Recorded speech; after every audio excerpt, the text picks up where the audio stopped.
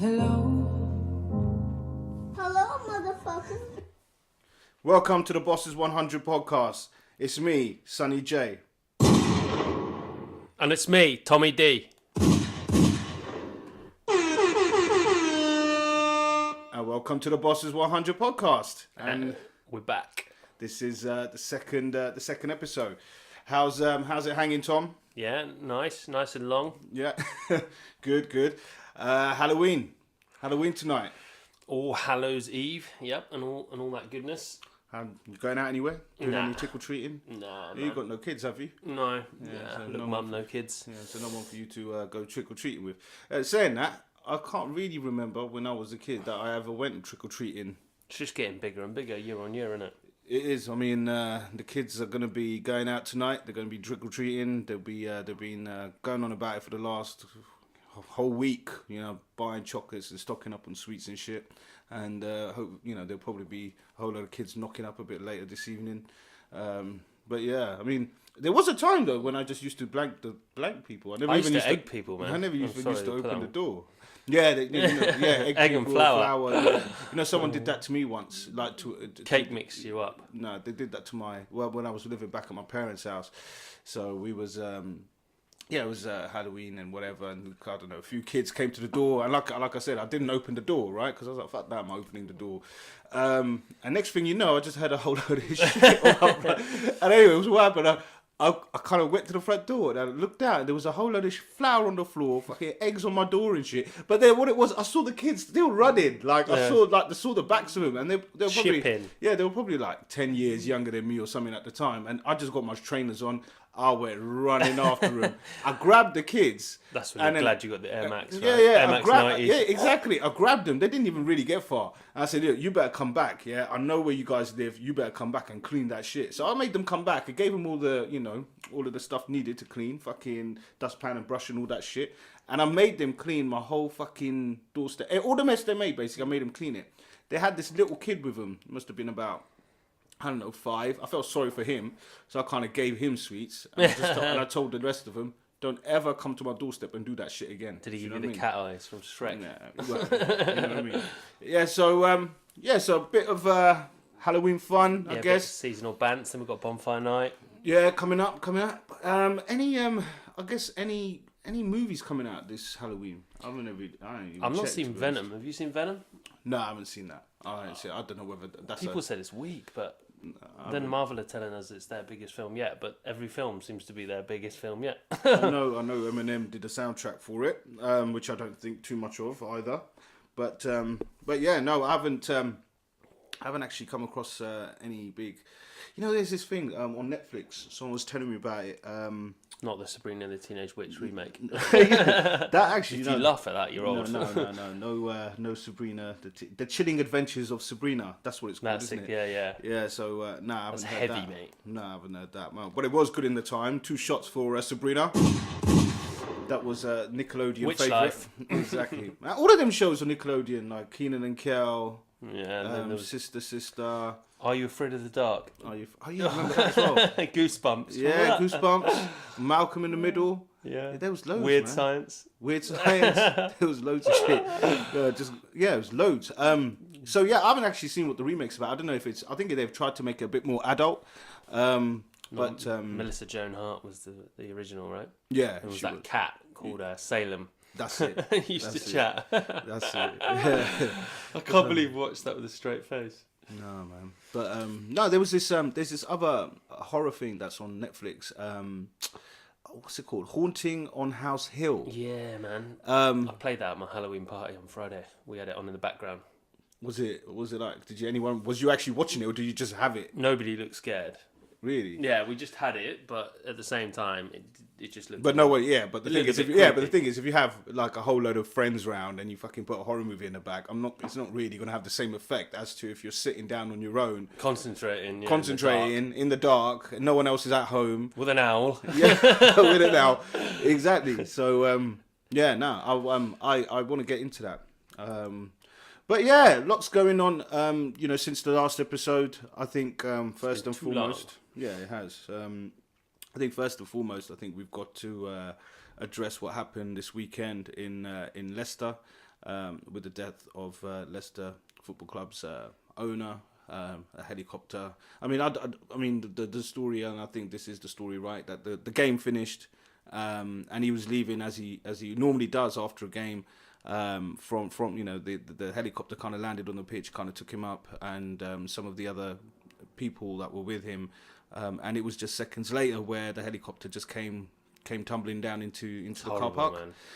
Thoughts go out to everyone at Leicester Football Club, and obviously the owner's family as well.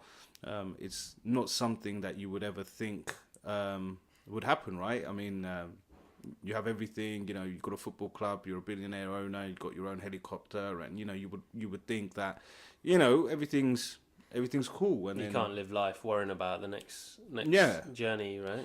Exactly. Yeah. So it's a really, really sad story, and I think also besides that, I think the whole thing with Glenn Hoddle as well. He collapsed in the middle of broadcast on Saturday, I think it was. Yeah. Thoughts go out to him. I mean, from what I hear, it's still quite serious, but he is responding to treatment. So I don't know. I don't have any more details than that.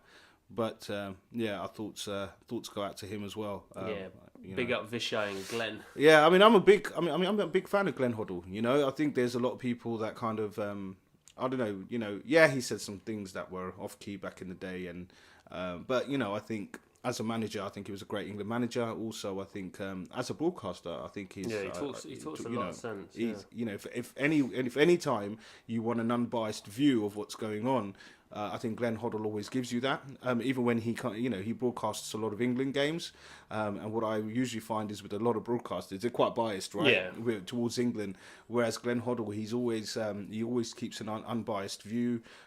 Just a great guy, I think, overall. So, so we wish him well. Living legend.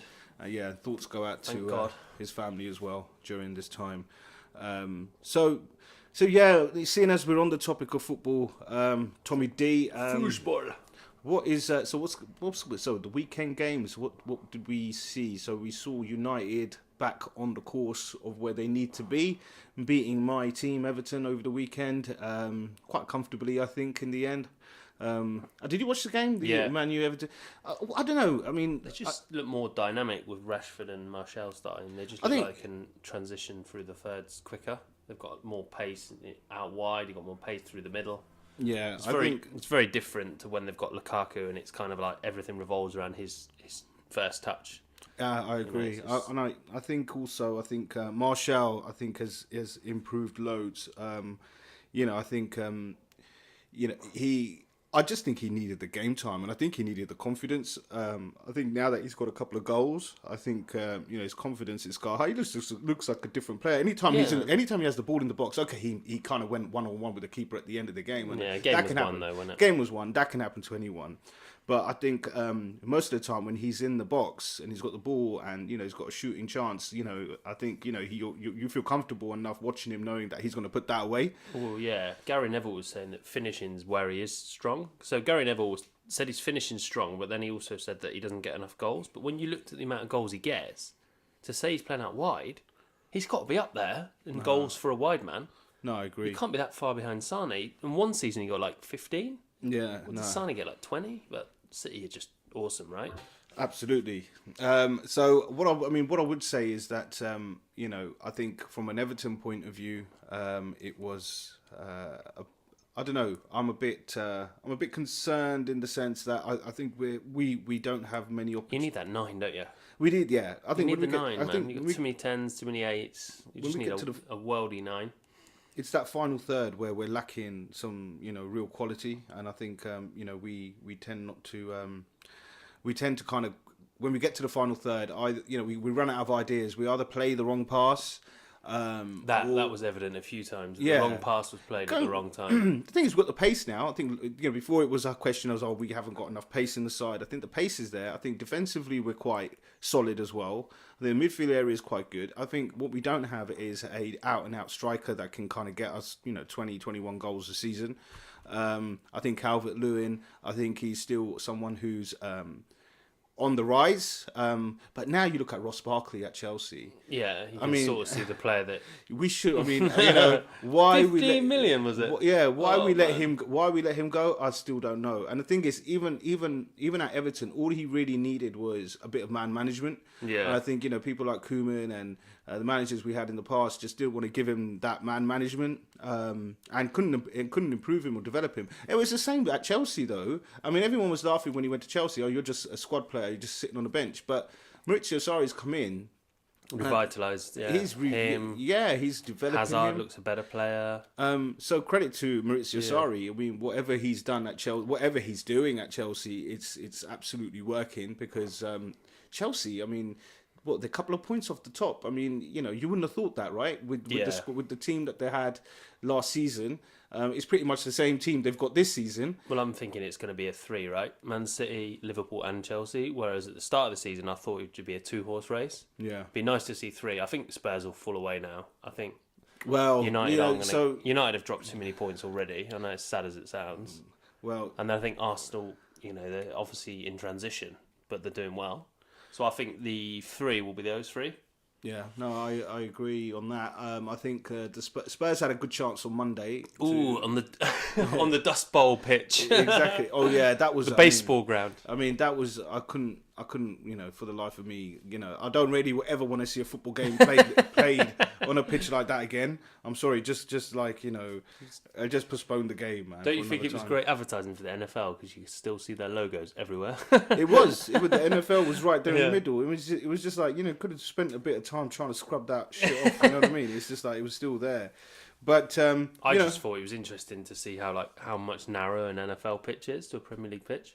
Yeah, I didn't realise that. Obviously, there were 100 guys stood on the I was sideline. getting confused because I could keep seeing the line where I thought the line was, and I kept seeing the ball going out to touch, and I was like, "Why is he taking a throw in from there?" Because it felt like the pitch was, a lot narrower. Yeah. So, but anyway, Riyad Mahrez, big applause to you for scoring that goal. Especially after the weekend that he had with Leicester. So he just clicked into place like a jigsaw at City. No bedding in time. No. I think the thing is he gave Leicester a lot of years of service, but he deserved that move, didn't he? Well, I think where else? I mean, the thing is, look, he won. He's so good. He couldn't have gone to another club, could he? He had to make that big leap. He won the league title with Leicester. They were never going to go and do that again. No. Right? So he's bigger than no offence, an Everton player. So he had to jump to the top clubs, didn't he? Oh yeah, absolutely. Yeah. No, I agree. He had to go to a top 4 side, or he had to go somewhere else in Europe. But I think he fits in well at Man City. I think, absolutely. I think it was a good move. Liverpool. What's your thoughts on Liverpool at the moment? They're still kind of, from our last podcast, I was hoping by now they'd be tailing off, but. They are still going, man. They're still competing very strong. They're up there on the table, joint leaders. I think City are ahead on goal difference. That's the only thing that kind of puts City ahead right now. But I just think the squad will be the difference. Is Liverpool's squad going to be good enough to compete with City over 38 games, 15 Champions League games, or whatever you play, 12, 10 cup games in each cup? So you're talking 60 games now, right? I think. Do Liverpool have enough to compete? Because they're going to be in all those competitions, aren't they? All the way through, almost. So, what's their best chance of winning anything this season? I mean, where would you put if you were Klopp right now? Where would you be putting your focus? Would you be putting it in the league? Yeah. Can you imagine bringing the league to Liverpool? Fucking hell! After all those years. Yeah. I think the Champions League will be a step too far again because it's balancing the two. But if they went for one, they'll get one. Like City blatantly went for the league last year, got it. Yeah. They suffered in the Champions League. They went out to Liverpool in the quarters or whatever it was. Yeah. I think the same will happen to Liverpool this year. They'll go out in the... they'll probably get to the quarters of the Champions League and I think they'll push City far in the league. Okay. That, for me, though, a successful season is if Liverpool can compete at least in the title and then win something, then at least Klopp's got the monkey off his back. Yeah, no, I agree. Because Pochettino's still got a monkey on his shoulder. Well, I think with still not won nothing after 4 years. I think Well, that's the other thing. I mean, with everything that's going on at Real Madrid, sacking, which happened very Lopetegui. That was always going to happen after this scenario in which he got the job, right? Yeah. Well, the thing is, I mean, I just think it's a shame though because he left Spain, like a couple of days before the World Cup started, and they'd be better off keeping him. Looking back, the way they performed, they were quite underwhelming, right? Yeah, absolutely, they were. But I think if I was Pochettino, how many chances are you going to get though to go to somewhere like Real Madrid? Probably get one more after this, if you're lucky. If you're not lucky, that's probably the one chance he'll get. The thing is, though, the beauty of the role at Real Madrid now is that he's got a chance to rebuild something. Yeah. The problem you'd have is if you went there in normal circumstances is that they'd have all the pieces together and the expectation is to just win it by 10 points. Now, the expectation is probably just to compete because they're so far behind. So I think the challenge is quite good because whatever he does, if he goes to Real Madrid now and gets second in the league, just narrowly misses out, gets far in the Champions League, it'll be seen as a successful season. Yeah. If he'd have gone there at the start of the year, you have to win both. Do you know what I mean? Yeah. So anything other than winning the league and the Champions League would be a failure. But now he'll be a success if he just gets close. Yeah. Because that guy's left him in such a fucking position, No, I agree. I don't know where it's all gone wrong for Real Madrid though. In the sense, I mean, they got hammered on the weekend. I know. The El Clasico against Barcelona. I mean, Suarez getting a hat trick. They're not scoring any goals. But people are pointing the finger at Ronaldo leaving. But surely one player leaving is not going to change the whole team, or does it? I mean, I don't know. I mean, is it going to change one player like? Well, I suppose it is Ronaldo, right? So. You miss 40 goals. I think you're gonna feel that pretty bad. The thing is, the difference is Ronaldo would kill off the small teams. Now they're getting competitive games against the small teams.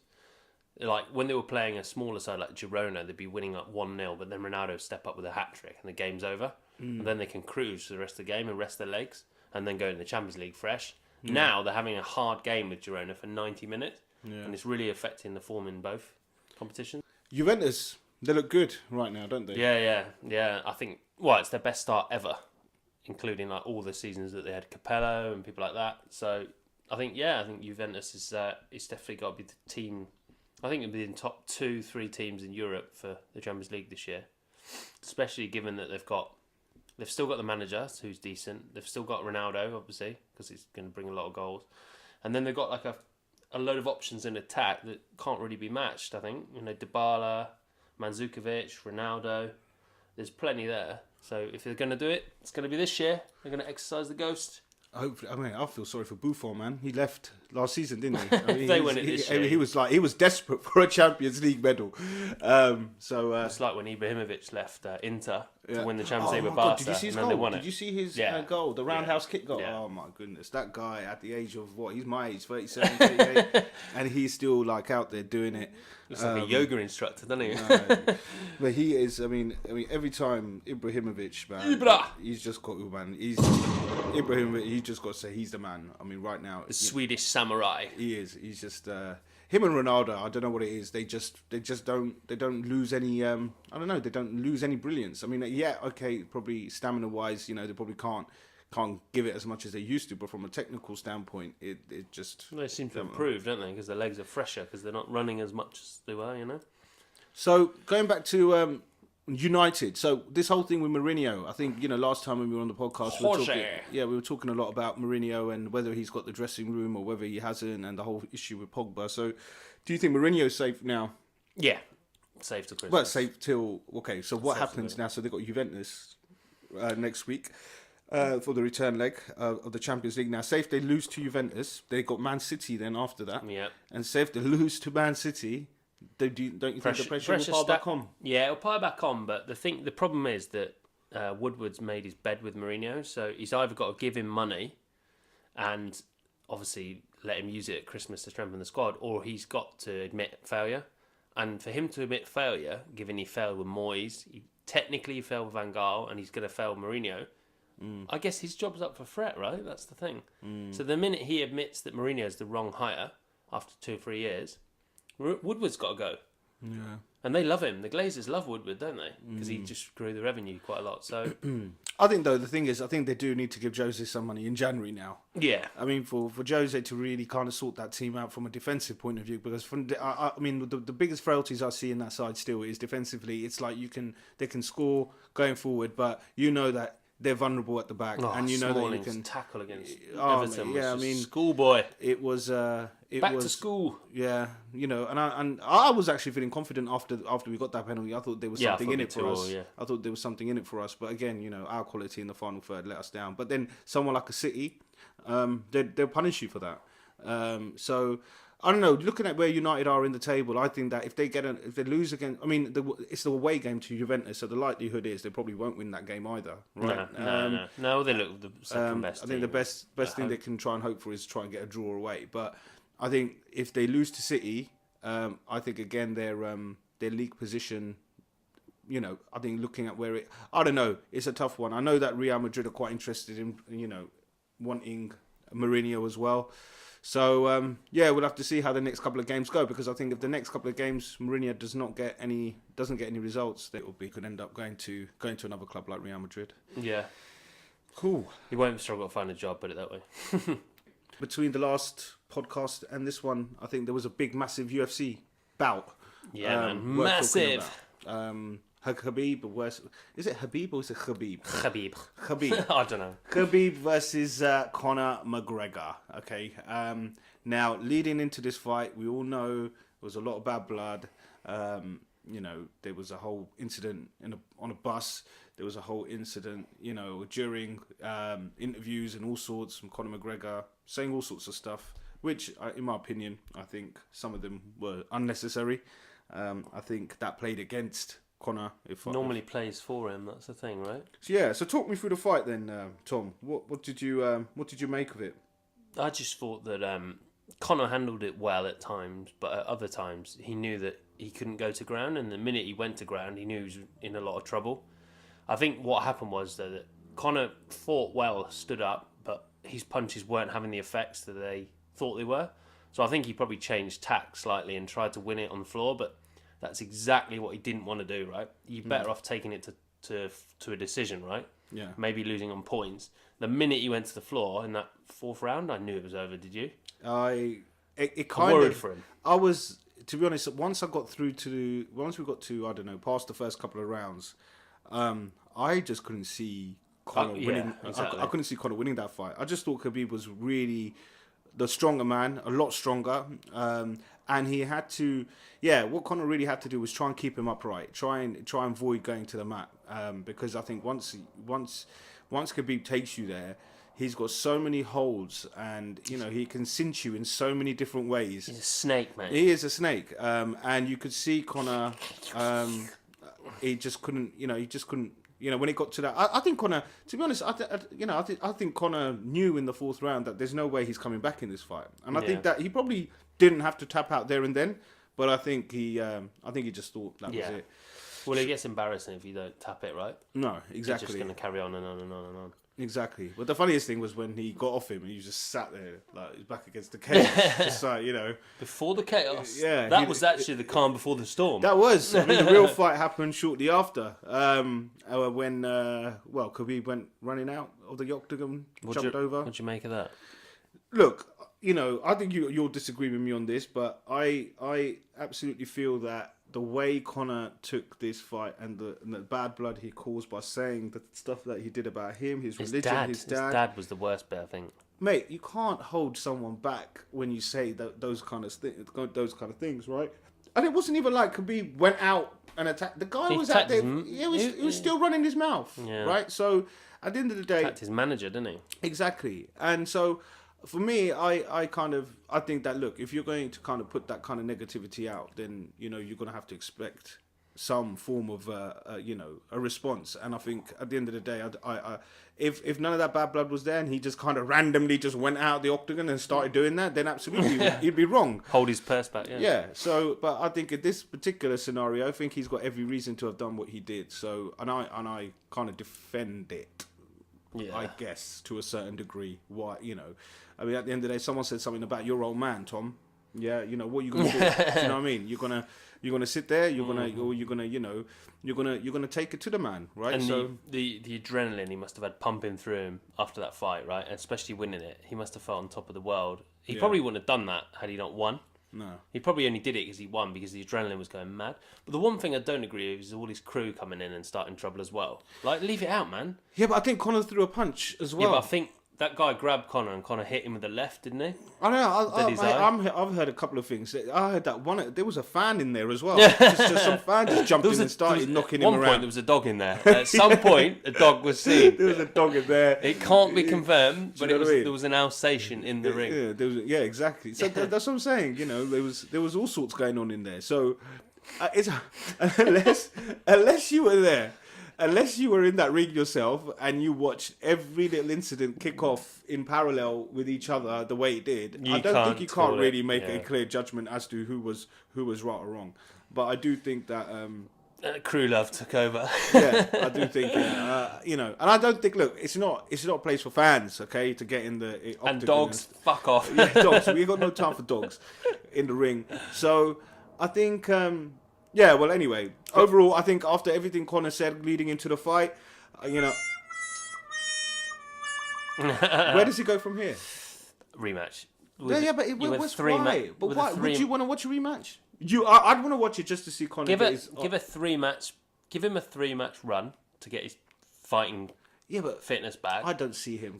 I think the main problem is that Conor didn't fight for 2 years. It's a stupid thing to do, right?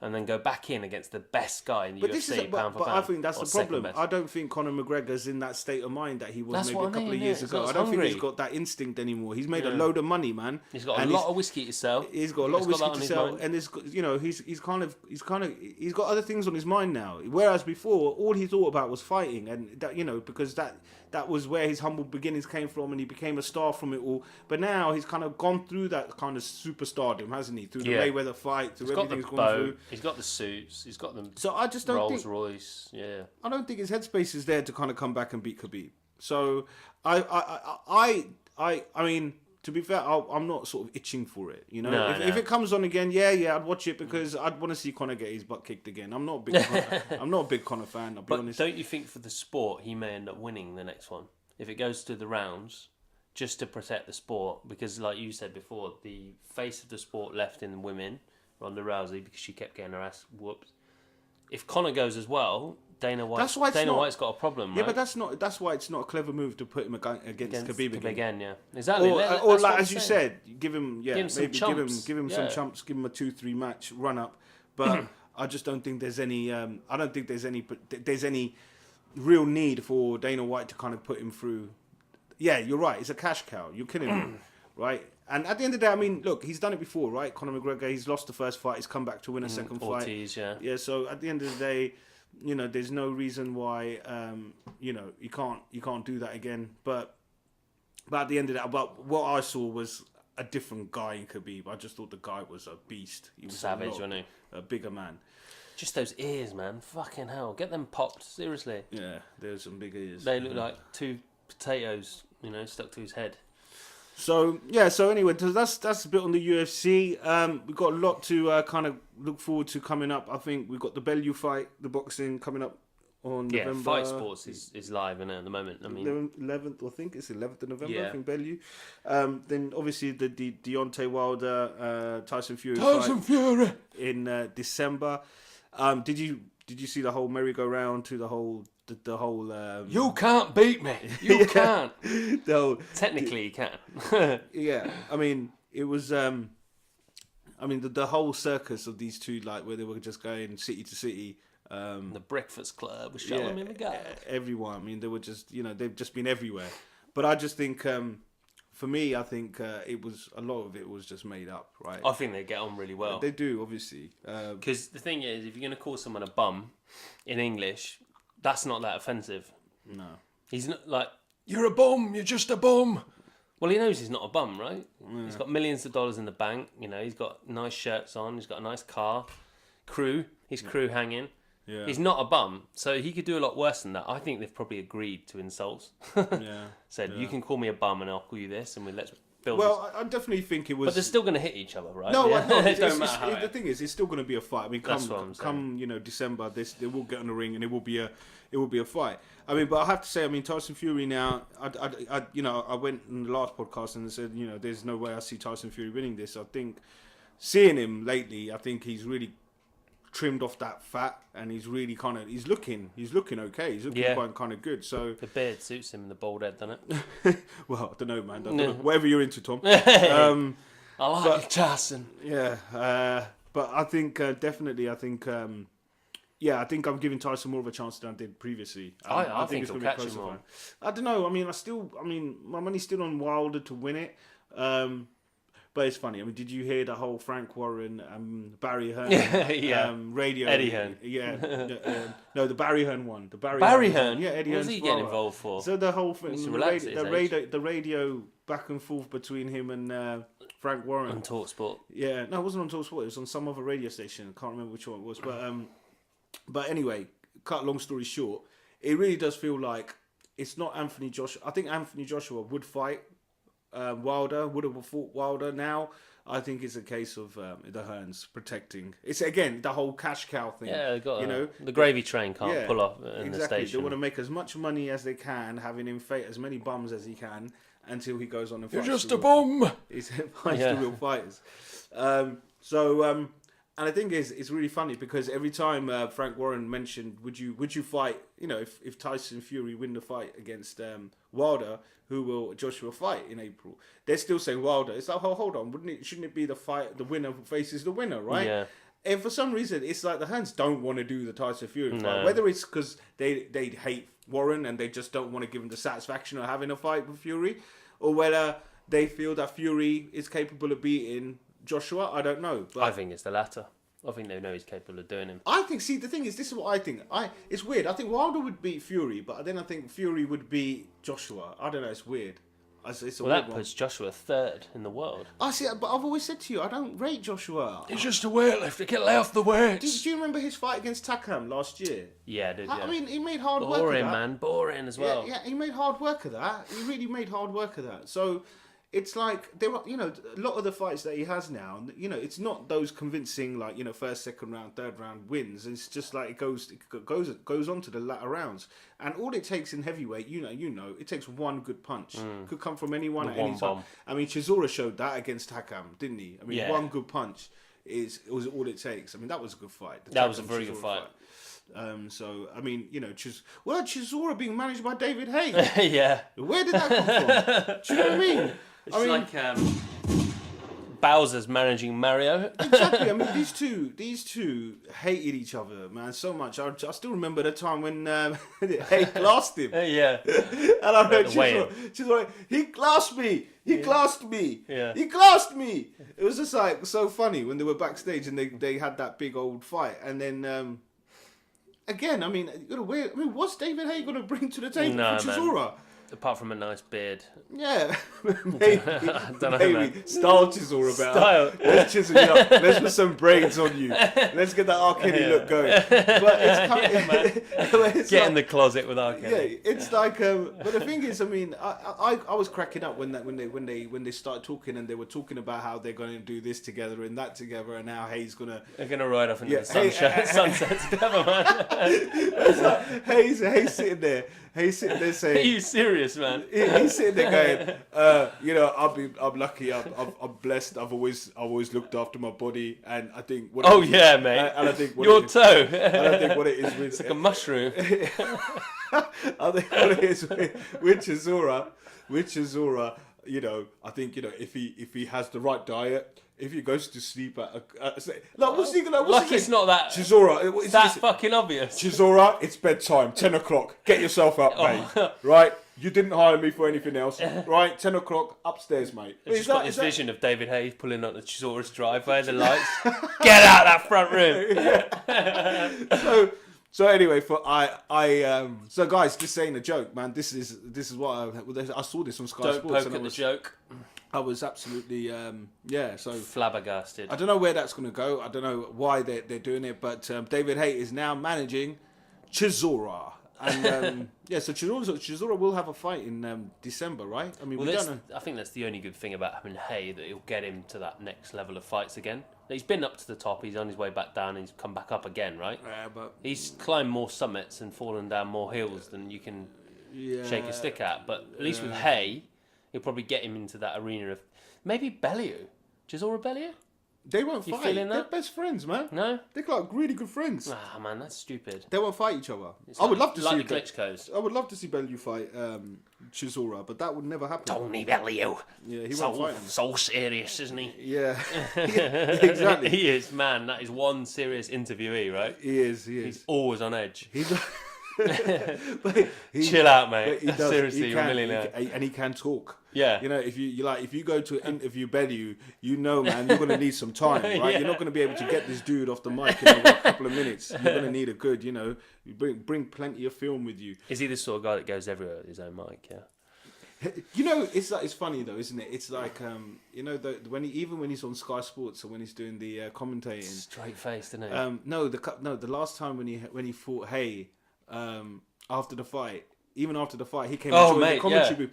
My man would just not stop. He was stood there for ages, just talking. I was like, Bellew, we get it, man. Now look, I like Bellew. He's a good guy, man. We've got enough storage here on the camera. Yeah, exactly. You know, it's like people want to get on and do other things, but the thing is, I do like Bellew as a fighter. I think, you know, he is the kind of guy who does have a lot of heart, and it is always really good watching Bellew fight. So, you know, so I'm looking forward to seeing him. I think he's a good guy in there deep down as well. I think. No, he is, man. He's an Evertonian. He comes across, yeah. He's an Evertonian, man. He's toffee. He's sticky toffee. And so anyway, so that's a bit of the news on the old boxing. On the fight sports. Yeah. So that's enough fighting talk, I guess, Tom. I guess we can now move on and find out what's happening in the world of music. I guess you know, we have to start off with. I guess now this is going to be an every podcast thing. The Kanye report. You're an idiot. I mean, this guy, man, every month he just does something, or every week now it's turning out, you know? There's always something going on with him. Controversy's king. It is. But anyway, what I wanted to do, I wanted to kind of play something that Snoop Dogg put up on his Instagram, which I thought was really funny. So we'll play a bit of that if I can get it up. But I just found out who Kiki was. Kiki is your bitch. That's why you're so mad. Cause Drake put dick in your bitch. He did, Drake, you a cold nigga, cuz. I like that song, but I ain't know why I liked it. I really like it now. Kiki, do you love me? Remember sucking me and everything you. Yeah, he put dick in your bitch.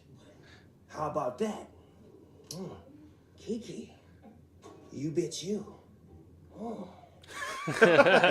So, yeah, Snoop. I mean, that's what he does these days, doesn't he? He just kind of sits back and just has a laugh at everyone else. But yeah, so anyway, that was coming back to, obviously, these whole things about Drake apparently sleeping with Kim Kardashian.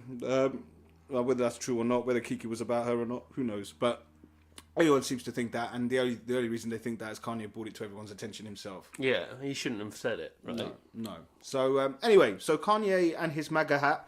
So he seems to be making appearances everywhere. He went to see Donald Trump again, and did you watch that whole thing? I mean, yeah, I don't get what's going on, man. I mean, he's kind of giving Donald Trump ideas as to, you know, how, you know, things need to be reshaped and reformed, and you know, I just think, and he even, you know, he went on SNL as well and kind of gave this whole spiel about, you know, how, you know, everyone should support Trump and blah blah blah blah, how Trump's a great man and everything else. I mean, really, I really don't get it. I don't know what's behind the big Kanye's big love for Donald Trump.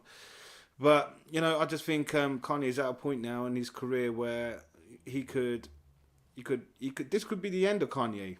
You know, with all the comments he's made this year, I just don't think the guy's stable enough in his head. I think he needs to stop going out doing any sort of media work until he figures himself out a little bit.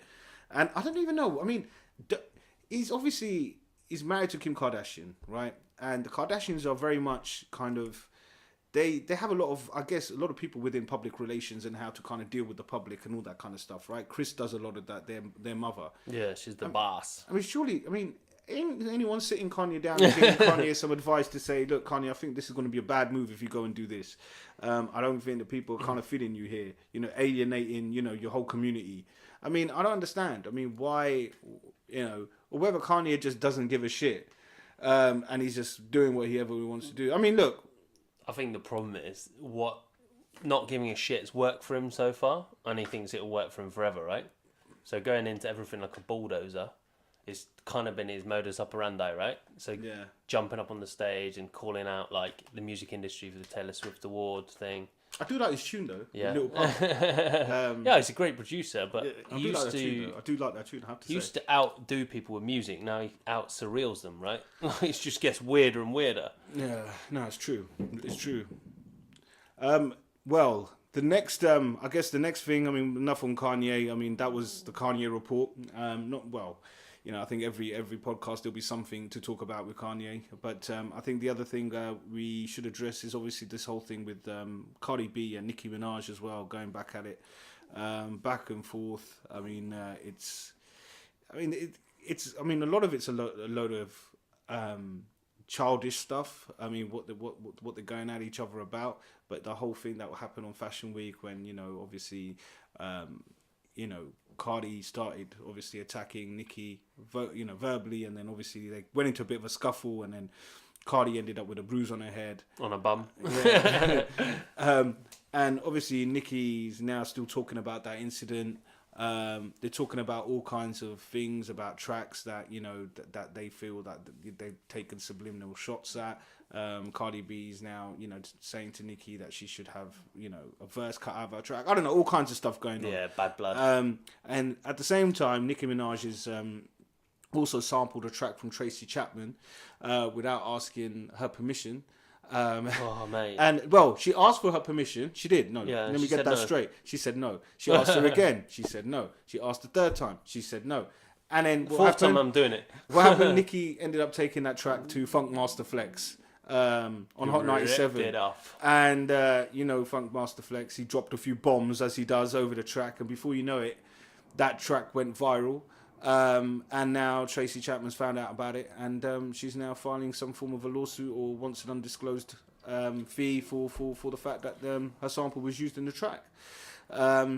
Which, you know, whichever way you want to look at it, I think at the end of the day, Tracy, you know, it's her music. I mean, if someone was to rip off my, you know, material, yeah, the bus is 100. When I've told them, don't go there. When I've told them no to begin with, no, I wouldn't be too happy with that. So now moving on to, I guess, the other part of beef that's been going on, which I thought had died down, but, you know, some more stuff's come out in the last couple of weeks, is obviously, yeah, you know, everyone knows about the whole Drake, Pusha T beef that's been going on for a while. Like I said, I thought it all simmered down and everyone was friends again. Well, not friends, but, you know, civil. You know, Drake kind of came out and said a few things about how he felt. You know, with what Pusha T came out with on a couple of I thought he was pushing it too far. Yeah, and then Pusha T kind of showed up on the Joe Budden podcast a few weeks ago, and he kind of revealed that the person that actually told him what had happened with Drake having a child, you know, with a porn star and all this, that, and the other, was actually his producer 40, Drake's producer 40. He apparently, it wasn't him directly from him, but apparently he was obviously with a girl or whatever in bed one night having pillow talk as you do, and kind of gave away and a bit more, and gave away a few details about what was going on with Drake, and, you know, and how they were going to go out and on a plane and meet the kid and take the kid presents, and then obviously somehow this information got over to Pusha T. And obviously Pusha T then used that info and obviously made the diss track, you know, The Life of Adion. And so there you go. So that's where the whole rumor and everything came from. So really, yeah, it was a bit of a leak by Drake's own producer, 40. So you got to be careful, man. Yeah, 40 don't normally say anything. Yeah, right? He's quite a quiet, reserved. Yeah, but you got to just be careful. I mean, I think with anyone, you tell anyone anything, you don't know where that thing's going. Especially women, man. You don't tell women. Yeah, Chinese whispers. You don't tell women shit. I mean, I try to tell women as little as possible. I mean, men, you know what it is with men? We've got a code, right? If I tell you something, I know that you're not going to turn around and go say nothing to somebody, right? But with a woman, you just don't know. They just get excited sometimes, don't they? Just get excited and something just slips out. Or the thing is, if the next time you have an argument with a woman, they'll make sure they tell the secrets that you told them not to say, right? So it's just no comment. Exactly. I think it's just advice to everyone out there, man. Don't tell women secrets that you don't want out in the public domain. Keep it to yourself. Lock it down. Exactly.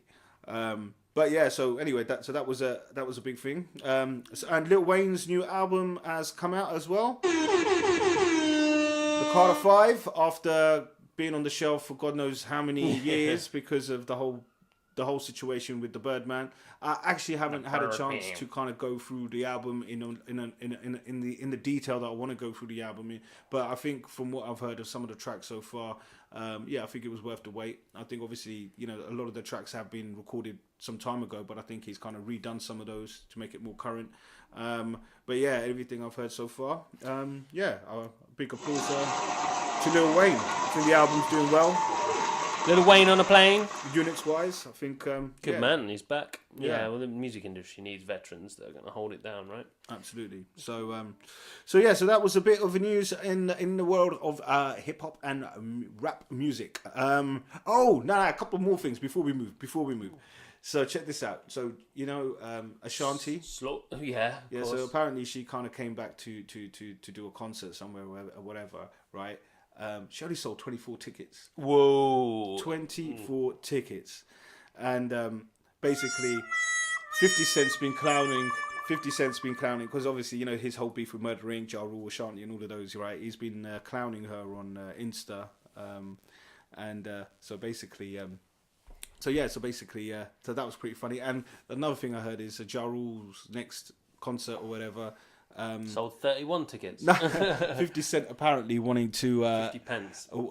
Wanting to buy 200 tickets, the front row tickets, just so that there's no one in the concert in the front couple of rows.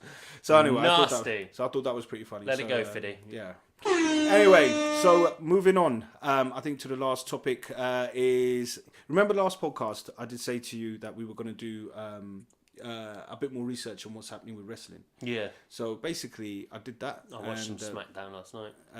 And mate, whack down. So I watched this.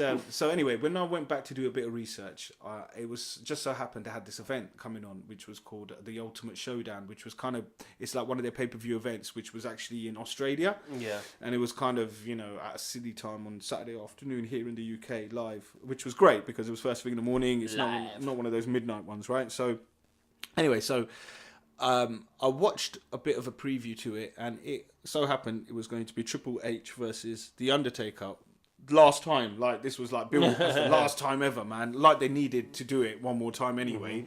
One more time with Kane in his corner, and with Shawn Michaels in Triple H's corner. So anyway, I watched it. The fight happened. Whatever. Blah blah blah.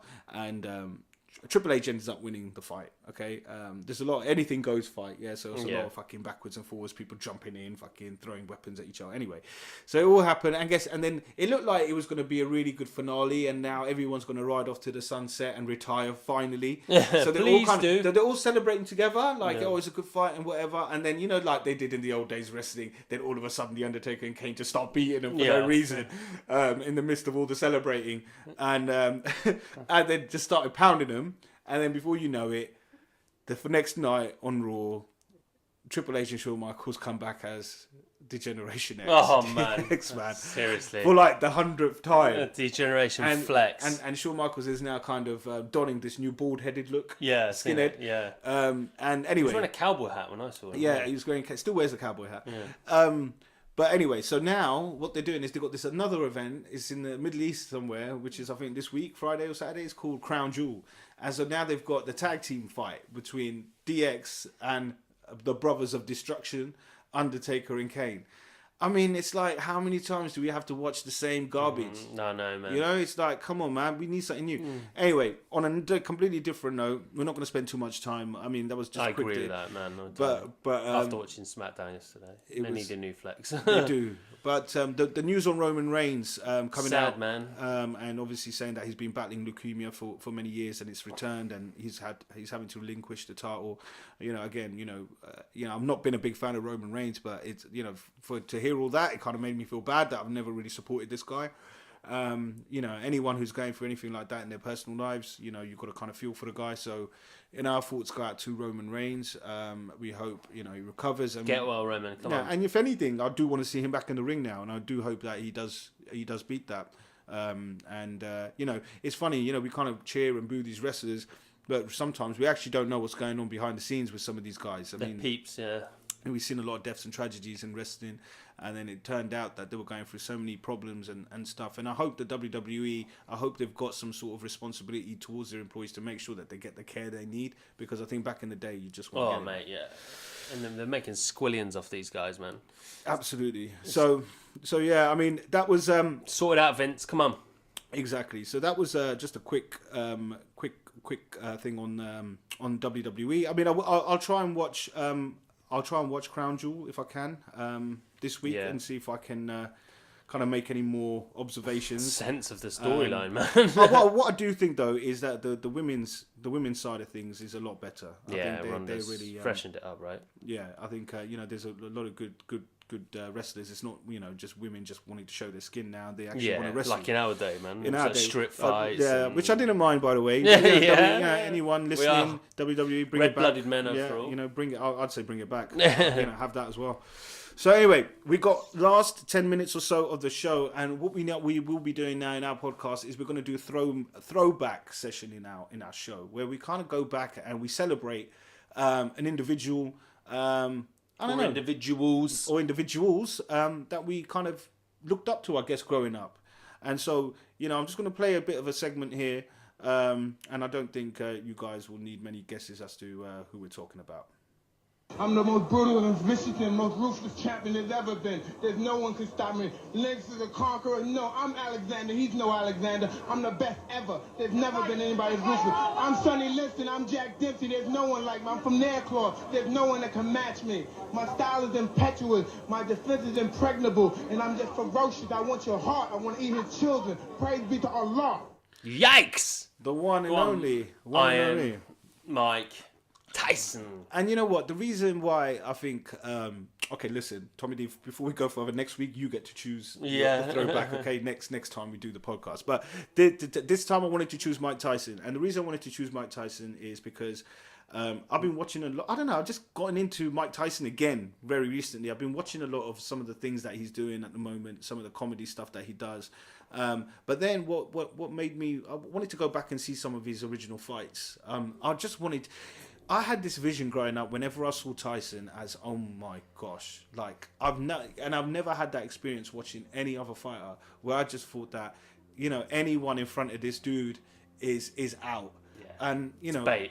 Bait for the tiger. And whenever I watch his fights, especially, you know, those earlier fights that he had when he was the youngest heavyweight, you know, the combination of punches, the neck roll, the two body shots followed by an uppercut. I mean, the way he used to swing those arms, and in the speed and the velocity and the power, I think that we can talk a lot about Tyson and where things might have gone wrong. And I think, you know, I personally believe that if Tyson was managed well, if he had the right people around him at the time, I think he would have gone on to become an even better champion. And a lot of bloodsuckers at the time, right? Yeah, and I think he possibly wouldn't have lost some of the fights that he, you know, some of the fights that he had. But saying that, I mean, he did have a lot of controversy as well. You know, there was a lot of stuff. Are you talking out of turn? No, I think we're all talking together. I normally don't do interviews with women unless I fornicate with them.